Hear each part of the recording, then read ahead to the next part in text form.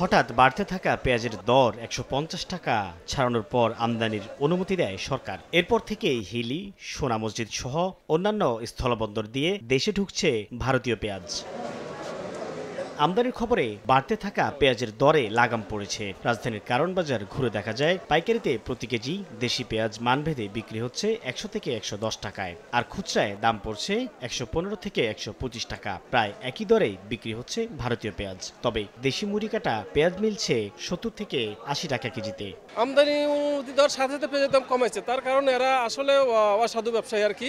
তারা নিজেদের ব্যক্তিগত স্বার্থ সাধিলের জন্য এই কাজটা করেছে। দ্রব্যমূল্যের দাম কম হয় তাহলে আমাদের মধ্যে নিম্নবিত্ত এবং মধ্যবিত্ত ফ্যামিলির জন্য খুবই উপকার হয়। পেঁয়াজের সিজন নতুন পেঁয়াজ লাগছে, আবার আইপি সাইরা দিচ্ছে, পেঁয়াজের দাম কম দিন যায়, দাম কমে যাবে, দাম বাড়তির সম্ভাবনা নাই। আমদানির উদ্যোগ ক্রেতাদের স্বস্তি দিলেও অস্বস্তি আছে বিক্রেতাদের। ইন্ডিয়ান পেঁয়াজের কথা হলো দেখা গেছে এমনি বাজার দেখা গেছে ২০০ পড়ে যায়।